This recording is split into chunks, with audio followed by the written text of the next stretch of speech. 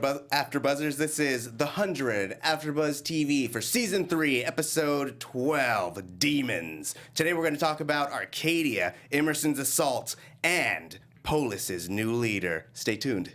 You're tuning into the destination for TV superfan discussion, AfterBuzz TV. And now, let the buzz begin. Yeah! Boom, intensity, happy Halloween! Woo! Ghost stories, baby! Yes. Love dressing up. Man. I'm Tauri J. Miller. You can find me on Twitter at TauriJ, T-A-U-R-I-J-A-Y, and I'm joined today by the one and only Ben Bateman. You're a hoot, Tauri. I'm Ben Bateman. You guys can find me at Ben Bateman Media on Twitter and Instagram. We're going to talk about The 100. I love this show.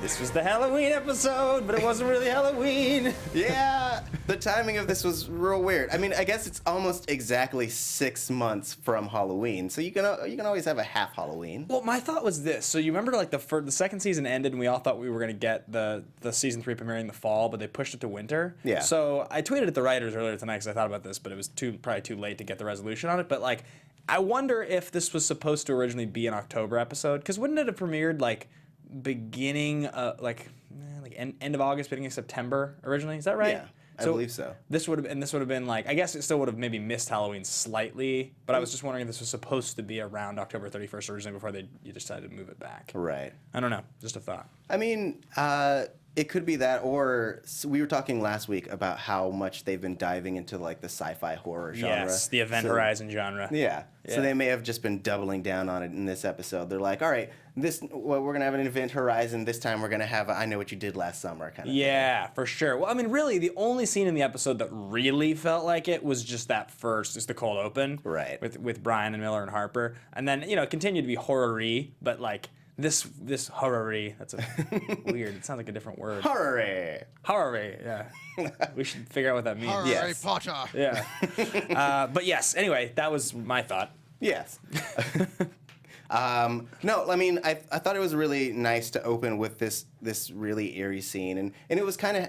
It was kind of interesting to have this really moment of levity. Right. We've had so much intensity these last few episodes. Like this whole season has been crazy. So just to have this one moment where it's these kids being kids was really nice, just kind of telling ghost stories. And then to have that ghost story kind of figure into the rest of the episode was really nice. I mean, should I be on the live chat? I just realized Alexis is not here. She's not. Oh yeah. We skipped the whole thing. Normally she's right here. Jump on that, B. And she's got the live chat going. Yeah. While you're doing that, Alexis isn't feeling so well today, so send her your love.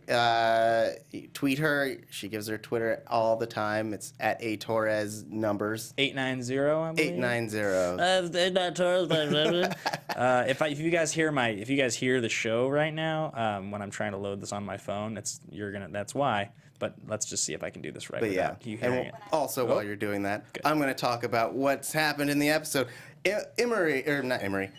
Emerson was essentially taking everyone prisoner because he is a vindictive poop face, full of vindictive poop, and he's all about that vindication. But I liked that he was essentially taking them out one by one. So that he could have this elaborate plan of throwing them in an airlock and having Clarke watch them die. Yes. So I had slight problems with the whole entire just Emerson just showing up as like a bad guy in this episode. I mean, okay, this episode was very strange for me, I thought. Yeah. And I know we're going to cover all of it in detail, so I won't list all the reasons, but just the general feeling of this episode and what you're talking about with Emerson is just, it was like the horror episode, the weird one-off villain, some really impactful emotional scenes, like really intense ones that were actually great and like should have been great scenes. They were great scenes. Yeah.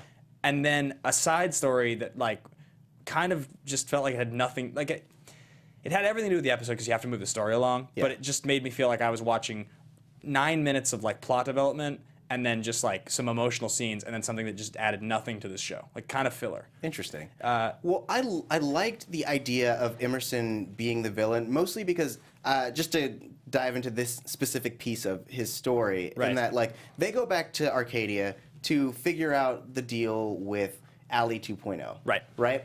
And they're giving us all these facts about, Becca was 26 when she created it, 27 when she did other stuff, blah, blah, blah. Right. And we learned that, well, we've kind of already known this, but like it's elaborated that if a regular person takes the Ali 2.0, they will die.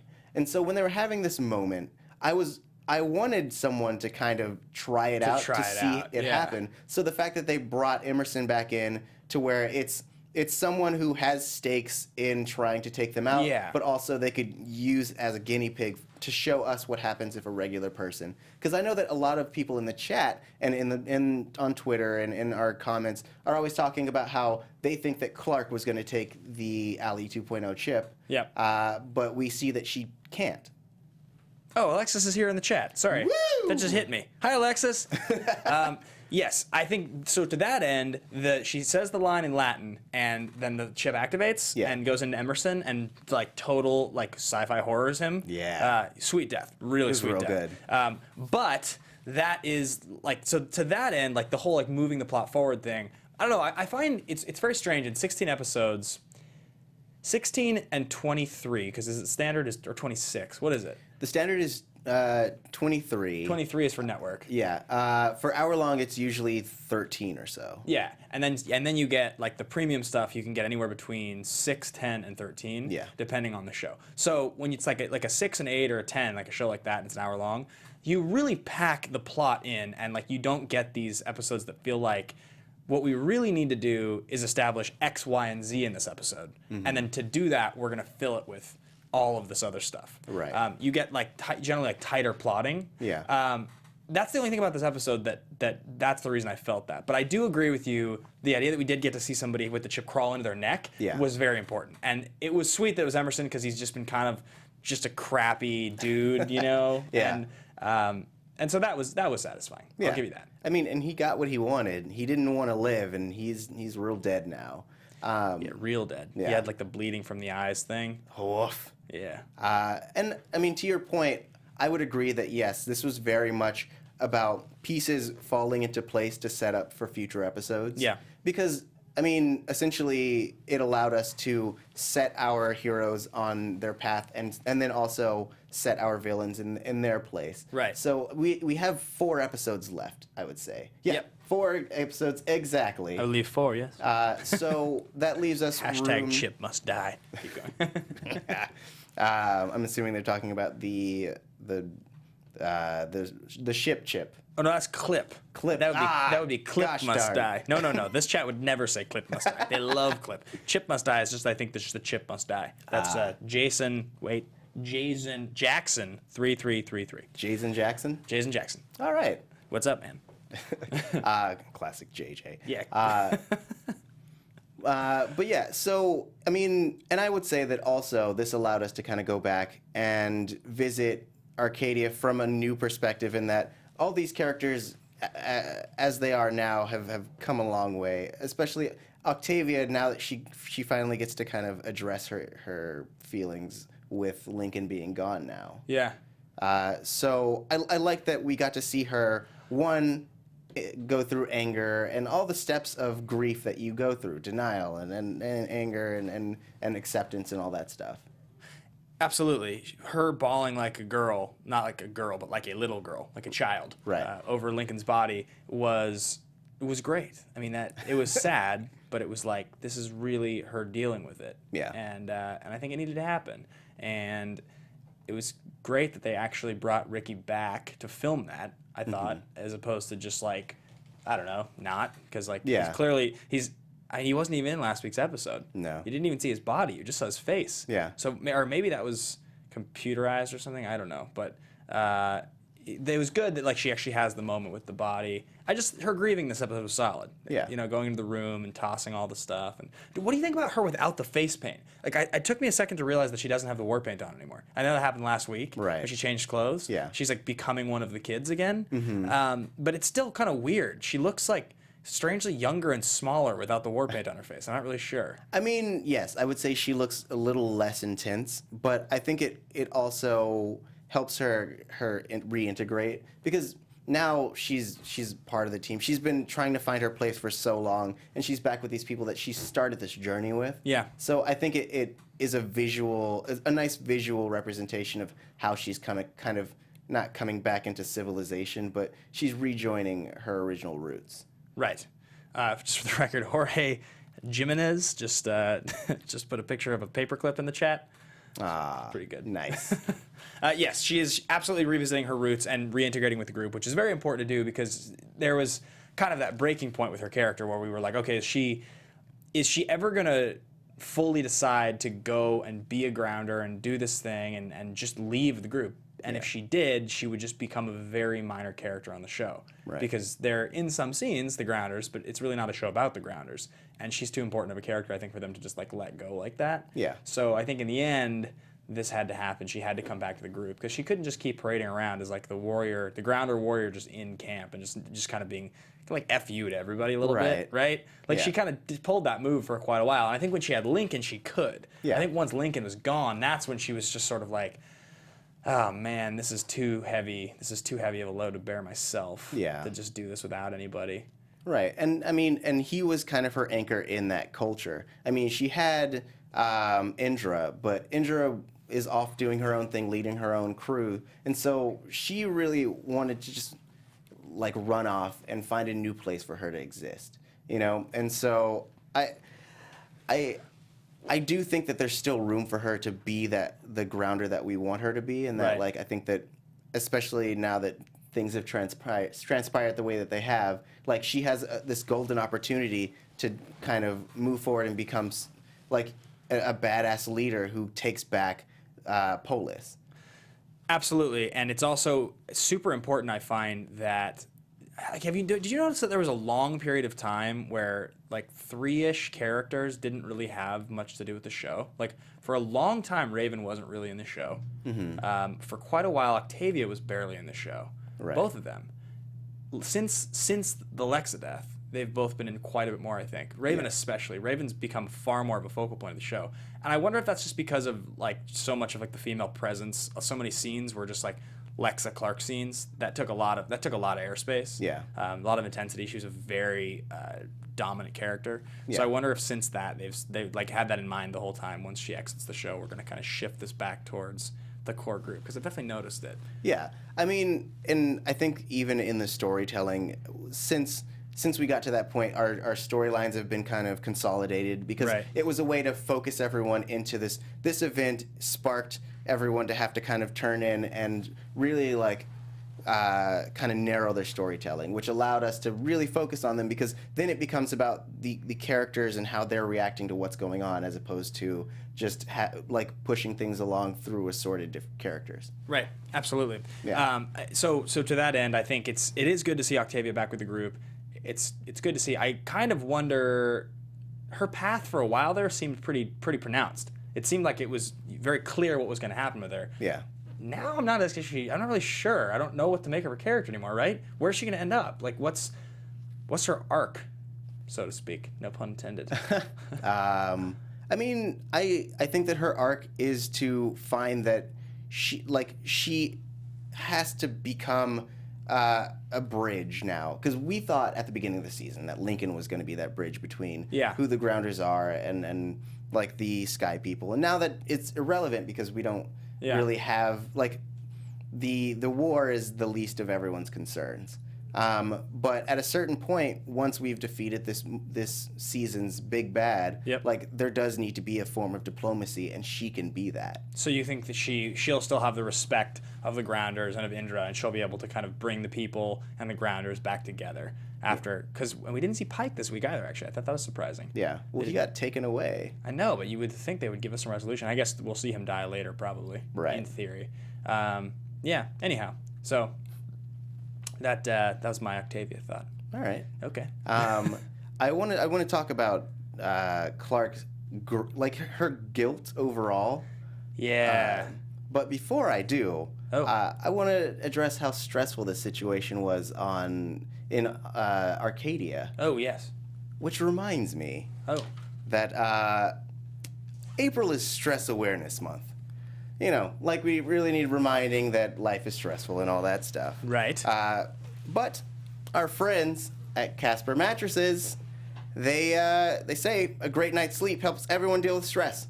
Yes. Sleeping on a Casper mattress has helped me. Not to mention, they've taken all the hassle out of buying a mattress. Wow. Did you know that they are Time Magazine's, Time Magazine named them one of the best inventions of 2015? Wow. Look at that. In fact, Casper is now the most rewarded mattress in the century. Wow. Yeah. Incredible. They're actually really amazing. I don't know if you've seen them. They come in these sweet little boxes. No. They're really portable, and they're super comfy. Yeah, I've heard that. I've never seen one, but I've heard that Casper mattresses are very comfy. If you go to their site, they show you the whole process. Oh. And if you lay on one, you'll never want to get up again. Oh. You'll just be sunken into it because it's so comfy. That sounds lovely. And so after a stressful day, Yeah. you can reduce your stress with a great night's sleep. Try yours for 100 nights in your home for free with shipping and returns. Go to Casper.com and use code AFTERBUZZTV for $50 towards the purchase of your mattress. That's that's Casper.com. Code AFTERBUZZTV. $50 off your purchase. Done and done. Yeah. Sold. Tari J. Yeah. Sold me on Casper mattresses. Terms and conditions apply. Yeah, done and done. So, yes, things were being stressful on the Ark. Yes. That's what we were talking about? They Or was were, that just yes. a segue? It was both. Okay. It was a well-done segue and also a fact.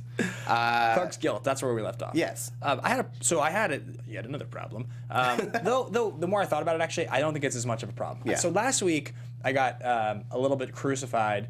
Wrong choice of words, but I got a little bit criticized for my criticism of Clarke. I had said that I felt that she was kind of I just thought she was kind of a selfish character. She was, It was kind of like a me situation, but in a very like sort of passive aggressive way. Like it constantly felt like she was. And so even tonight, where it's like, she's like, no, this is my fault. I let Emerson go. I need to go give myself to Emerson to get our friends back. And Bellamy's like, that's not a good plan. Don't just like go let him kill you to get the friends back. That's not smart. But like in her mind, the way she acts sometimes, it's this sort of like, it's this weird like passive aggressive, like I'm just gonna go be an altruist. I'm gonna go be a martyr right now because it like it serves her own guilt. Yeah. As opposed to like, no, I'm a really important part of this whole group. I'm a leader. I know a huge amount about what's going on. Like I have intimate knowledge of the AI and of Lex's experience as commander and all these things that actually are very important to solving the problem. So why would I want to just give myself to Emerson? Like, hey Bellamy, you've got a gun. Let's see what we can figure out. Yeah. But instead she's just like, nah, I'm just gonna go give myself. So I guess that is the guilt that makes her do that, though. Yeah. Right? That's what it is. Her guilt makes her overly altruistic. Yes. She's constantly trying to make up for the things that she's done by being extra noble, which I find makes her an interesting character. Because they're not beating you over the face with it. She's not like, forgive me, everyone. She's more just really like acting in a noble, idealistic way to try to make things right, even though that's not how the real world works. And I think that's why, especially the shippers and stuff, like gravitate towards her and Bellamy, in that they both represent, like, he's realism and she is idealism, you know, and so they are perfect complements and opposites. Yeah, I suppose that's true. I wish that at this point, with how much she's been through. Do you know what I mean? She's been through so much. She's had to do such morally reprehensible things to survive.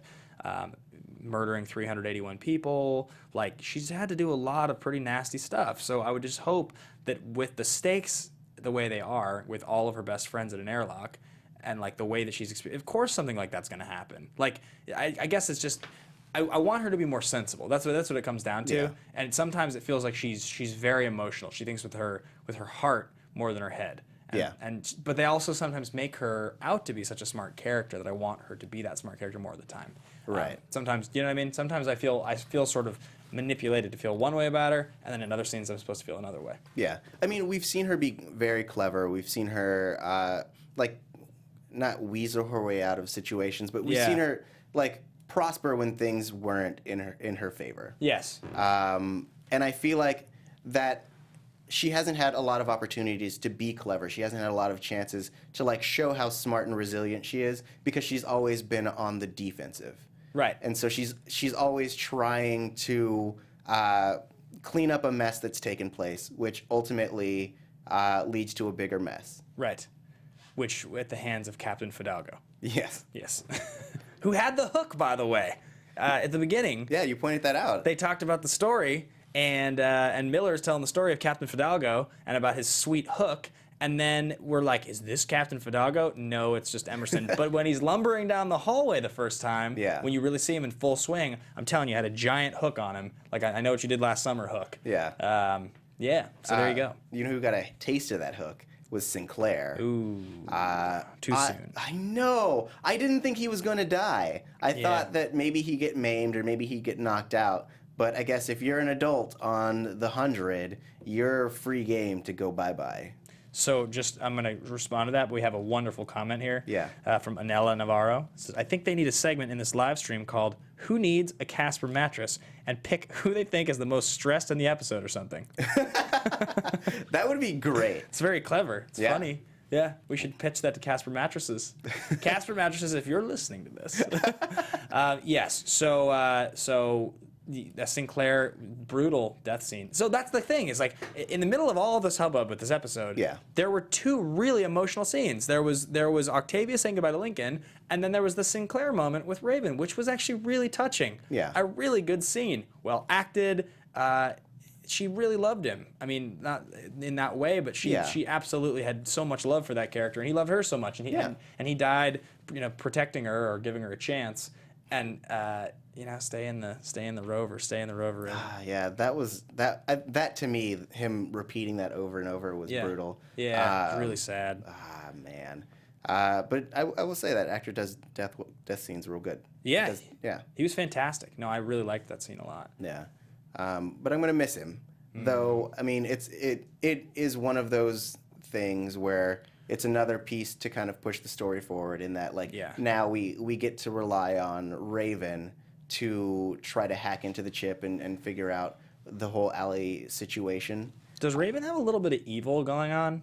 I got a little bit of a feeling of like the possessed child feeling, because when she was looking at the chip at the Alley 2, right, and she started to get drawn into it. And they're like, it's like it could read your thoughts. Yeah, and she had this look on her face for a second that I was like, because she's super smart now. I mean, she was always super smart, obviously, but she's like crazy super smart now. She's like Matrix level or Fifth Element level smart. Yeah. And I feel like there's I don't think it's happening, but there's a chance that her brain is like just corrupted from the experience. I got a little bit of that feeling that maybe Raven's actually evil. Interesting. Not like she is. I'm not calling it. Yeah. But I was just like, there's like a weird thing going on. They could be setting her up for like the double cross. You know what I'm saying? Yeah, I could see that. Though, like in my mind, I saw it as the opposite in that, like, she has residual Allie inside of her. Yeah. Which means that she might be it might make her more susceptible to be accepted by Allie too. Yeah. So I mean, not to predict or anything, but that could be the next course in her storyline, is that she's now geared to take on a commander role because she's had Allie 1 and now she can upgrade to Allie 2. Raven. Yeah. But we can't put Allie 2 into your body unless you have the flame. That's true, but I mean, she's already had Allie 1. Huh? Because she's already had Allie 1. Yeah, so it could have adjusted, because we know that Allie 1 basically rewrites your body chemistry. Right. So I mean, that may be enough of priming to allow her to have it. I mean, I'm not. Yeah, you're just jumping. I mean, so I'll give you, because I had called last week. I was just like 100% Clarke's going to end up with Allie 2. But they showed pretty clearly this week that if you don't have the flame, you are done. Yeah. Or the Nightblood. Sorry. Right. Wait, is that the flame? The flame is the chip. Nightblood is the. That's what it is. Then if you don't have the Nightblood, and so I guess now Luna is in play. Who's Luna going to be? There was all the speculation, by the way. There's all the speculation via Twitter and blogs that Luna is in fact Lex's twin sister, also played by Alicia Debnam Carey. because there was like all these shots during filming that get shared all the time that Lexa has been confirmed, or at one point was confirmed as being in the finale. Yeah. Which was supposed to be in the City of Light, I think. That was what I had heard, but obviously that's all just hearsay because we've never seen the episode. So Right. it's not really possible that Luna is actually Alicia Dodum Carey and that she's going to be her twin, right? Well, I don't think that's possible unless the only way that would be possible, and this scenario is non-ideal for fans, but like, is if essentially they bring her in, she is in the finale, because we know that she's off the show officially. Yeah. So if she comes in for the finale, she gets hit by a bullet or something and like dies again, and we have to see this character die. No, that's the rumor that I've heard, is that's what's going to happen. That's the rumor. But again, this is like rumors in the middle of the season, the mid-season finale. So like it's based on virtually nothing. That's literally just people speculating. Yeah. So, but that's the concern, is that she is going to die again. Yeah. Yeah. I mean, and that would be insane. I would rather Luna be a new character, because we've been introduced to so many new characters this season, and I've liked them all, or the majority. Right. So I think that they can continue to expand their group of characters in interesting ways without having to revisit a character that we've already had, even if it is a chance to kind of spend more time with the character, or with Lexa. Yeah. Quote unquote Lexa. Just call her ADC. Yeah. It's cool. With ADC, Yeah. I would rather we get a new character that kind of pushes us in a new direction. Yes. Yeah, I agree. I don't think it would. I can't see it happening at this point. Yeah. I guess it's possible. No, because Luna has to survive. It can't be ADC playing Luna, because then she would either have to die. Yeah.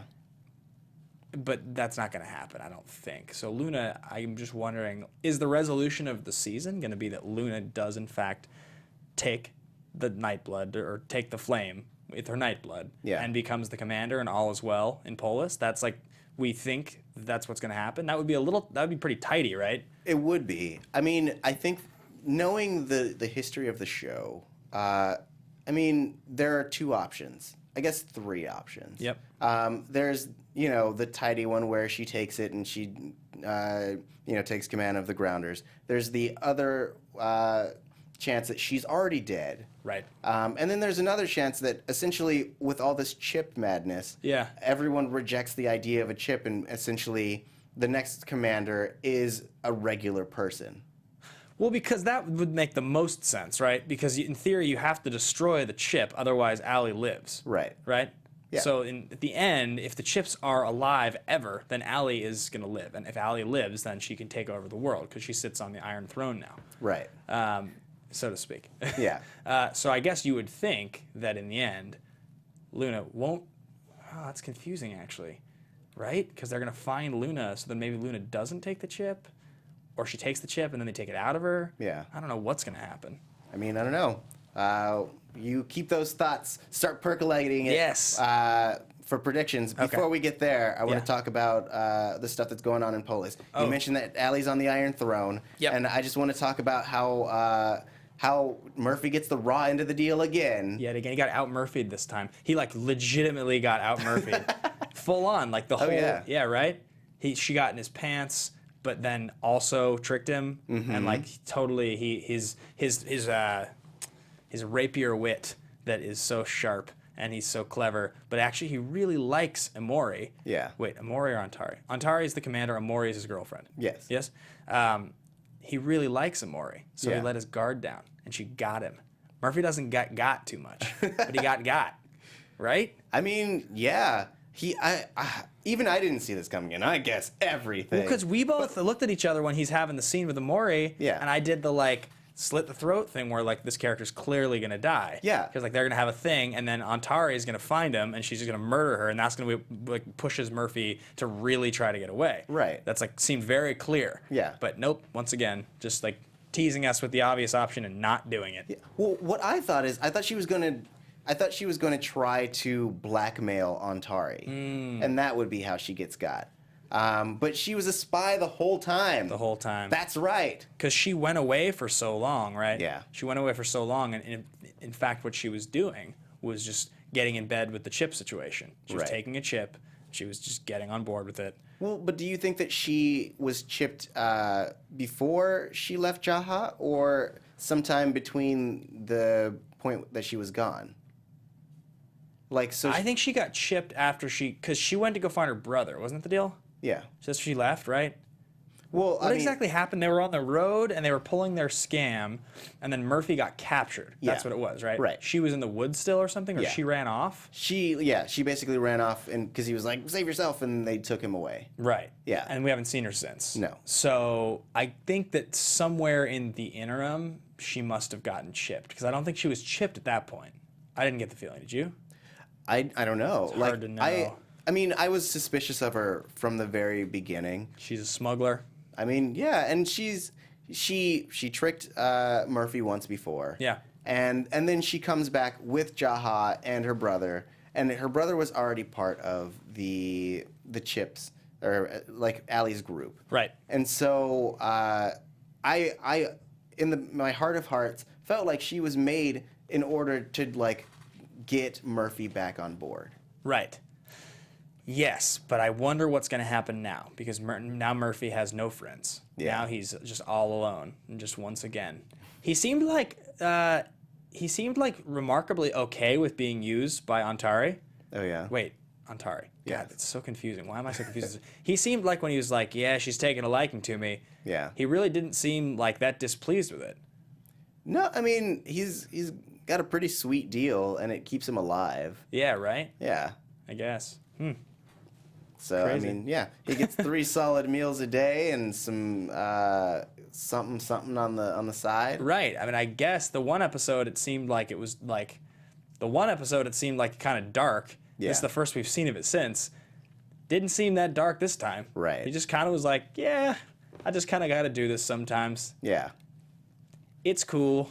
Like, I don't know. I was like, wow, Murphy, pretty cavalier. Yeah. But he still had eyes for someone else. But she didn't have eyes for him. She had eyes for the chip. Ah, man. And then Jaha came in. Were you surprised at all that Antari got manipulated by Jaha so quickly? Or my thought at first was like, that's a little easy. But then I was like, no, because she's was already so lost. Yeah. Even with Murphy. And then when she finds out Murphy's a fraud, then she's really lost. And she's like, these people know what's up. It's the Matrix. I'm taking the pill. Right. You know? Well, I mean, yes. I wanted her to wrestle with it a little bit more. Like I didn't want to come back and have her already like on the side of Allie. I wanted her to be like, well, should I take this chip? But like at the same time, it makes sense because they all worship the chip, and it looks exactly like the one Right. that they use as the flame. On the so there's wall, no yeah. reason that she shouldn't take it. Yeah. You know. She has this Jafar-like character Yeah. coming up and being like, I could give you more power than you've ever dreamed of. You didn't want to do the Jafar voice? Or was that your Jafar voice? I couldn't remember how he sounds. Nor can I. How Yes. strange is that? It's weird. It's been a few years. Yeah. People in the chat, tell us how he sounds. Send us clips of Jafar. Jafar from Aladdin. I don't know. Anyway. Yeah, that was a strange. The whole thing. That's what I meant when I talked about like the 9 minutes of this episode that like moved the plot forward. I sort of felt like there was like if you had the 5 things that happened in this episode that moved the plot forward. Yeah. Number 1, we established that Allie 2 kills you does kill you if you take it and you don't have Nightblood. Right. That's the number 1 most important. Mm-hmm. Number 2 thing would be that Murphy gets outed from his position. Right. Or that / like Antari becoming like part of the chip revolution. Yeah. Would be 2. Sinclair dying. That's like a 3. But again, that doesn't really further the plot at all. It begins the whole backdoor situation for Raven and her crew to Yeah. hack into Allie. Because otherwise he would have been the leader of that, and now the crew who stayed back Yeah. gets to do that. I still sort of feel like he could be alive and Raven could just be super smart and leading the charge. Yeah. So like him dying, like, while emotional, definitely, I don't know that it actually moves the plot very much. Right. Octavia finding the book to go find Luna is definitely a plot mover. Yes. That's important. I don't know, like what else? Like because Emerson he wasn't really in the show prior. Nothing. The other characters, I guess, Octavia, like saying goodbye to Lincoln, but she's sort of, that doesn't really move the plot. That's what I mean. This episode, it doesn't really do that much for the story, right? Yeah, I mean, it was all character stuff. Yeah. Not to say that like every episode of every show has to, because sometimes they don't. Sometimes you just get, two characters in a room just feeling each other out and talking, and like that can be great, especially if you love your characters. But I just found myself at the end of this one trying to figure out what I just watched and like why the episode was put together that way. Right. Because they put these emotional moments in the middle of such a strange episode otherwise. Yeah. And then the Halloween thing was also just remarkably weird. Yeah, I think it's what you were saying before, where it was just a timing thing. Yeah. But yeah, I think that it was all about setting up, because in the next few episodes, and this is me segueing into predictions, in the next few episodes, there's a lot that can now be explored because everyone is now set on their paths. Right. I mean, we have the hackers, we have the group who are searching for Luna, and now we have the growing Chip army. And we have a growing Chip army, but we also have Kane, who went with Pike and the Grounders. Yes. So there's something that has to happen there still. Oh yeah, and Abby's evil too. Forgot about that. Oh yeah. Sweet that she's evil. She's leading. She's part of the Chip Revolution. Well, yeah. So where they all went, actually, that's because there's the Chip army with Polis, but then there's also Abby and that whole gang. Yeah. Which is like we don't know where they are. Actually, yeah, we have no idea where they are. Maybe they went to Polis, I guess, because Allie's there. So you got to figure that. Yeah, probably that's what happened, right? Yeah. Yeah, that makes sense. Yeah. So I mean, and I think this is a good time to segue into predictions.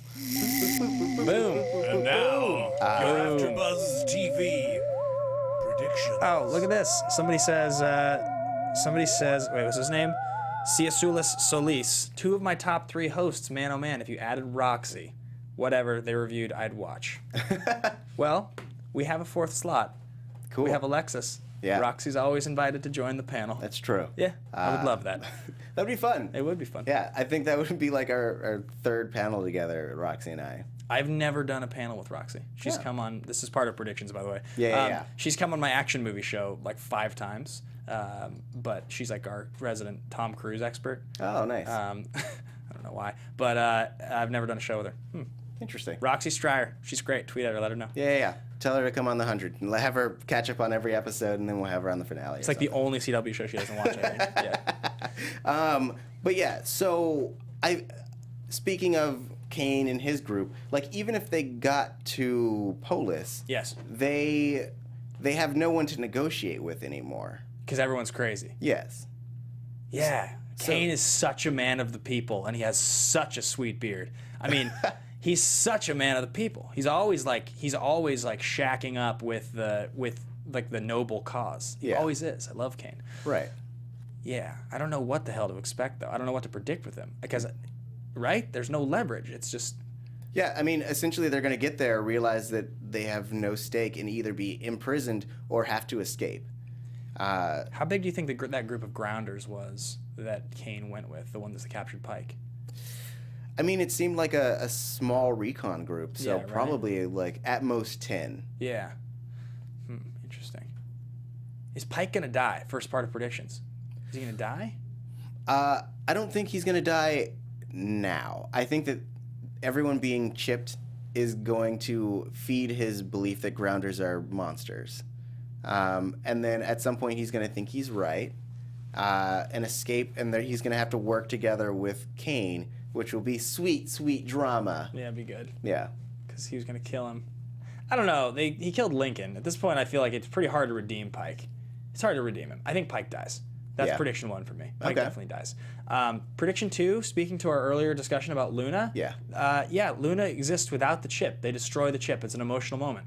Yeah. When the chip is destroyed, it's a hugely emotional moment for Clarke. She has to destroy the chip. Yeah. And Luna has to rule without the chip. And that's why I think the season's going to end. Okay. Yeah. I like that. Yeah. I'm actually going to predict that she's dead. Luna's dead? That You think so? There's no Luna. Who's the And new commander? Octavia? They have to figure out a new governing system. Right. I think so. That will be the start of because if you end with them having to, like, basically opening up the world to say that we have to establish a new world order, then the next season can be that new world order. You know, it can be the like, this is the world now that Joffrey is gone, or this is the world now that this character is expired, and we have to figure out how to make this world work. Yeah. And I think so that, to me, would be the best way to kind of ease us, like, close out this season, but also enter us into a new season. Yeah. Do you have any, at this point, 4 episodes out, do you have any loose predictions for what season 4 looks like? I imagine season 4 being kind of like what season 3 of Battlestar Galactica was, where it was the Cylons and the humans living on Caprica together, and trying to figure out how to make that work. Even though at that time, for any Battlestar Galactica fans, like technically the Cylons were kind of ruling the humans, right? But spoilers for Battlestar Galactica, you should have watched by now. But I think it's going to be something to that effect, where they're going to try to figure out. They're going to have to try to figure out who's dominant. But ultimately, they're going to have to realize that there can't be a dominancy. They have to work together. So it'll be more of a political drama instead of a like a war drama or a whatever this, like a spy drama or whatever. Spy drama. Interesting. Yeah, I have no idea what to expect season 4.